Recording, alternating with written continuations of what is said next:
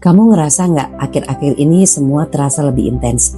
Emosi lebih sensitif, tubuh lebih mudah lelah, banyak konflik, kebohongan-kebohongan terbongkar, kebenaran terungkap, hubungan berubah, bahkan luka-luka lama yang tiba-tiba muncul ke permukaan tanpa bisa dihindari. Dalam perspektif spiritual dan energi, diyakini ini ada kaitannya dengan meningkatnya aktivitas matahari.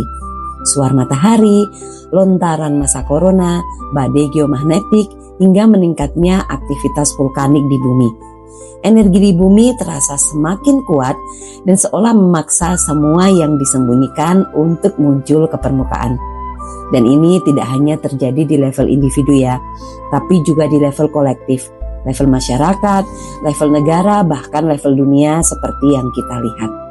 Pola lama, emosi yang dipendam, luka batin, kebohongan, sistem-sistem yang tidak benar, metode-metode yang penuh manipulasi, ketidakselarasan, semua mulai terekspos.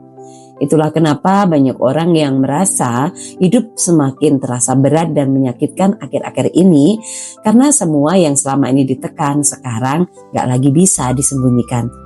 Kabar baiknya, disinilah proses transformasi terjadi. Semua yang muncul ini tidak dimaksudkan untuk menghancurkan kita, tetapi untuk disadari, untuk diproses, dan untuk dilepaskan. Ini adalah momen peningkatan kesadaran kolektif, momen di mana manusia diminta untuk berhenti hidup dengan topeng, berhenti performing hanya demi diterima, dan mulai kembali ke diri yang otentik, diri yang sejati. Jadi di masa ini, jangan hanya sibuk mencari jawaban di luar ya.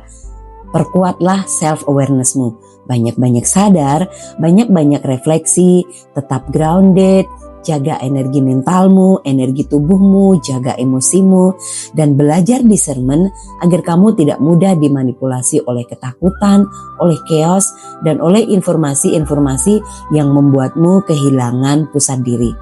Karena yang sedang terjadi ini bukan hanya sekedar kekacauan besar, tetapi proses yang memang diperlukan untuk membangunkan kesadaran manusia secara kolektif agar mulai bisa dibangun sistem-sistem yang lebih selaras dan metode-metode yang berdasarkan kebenaran.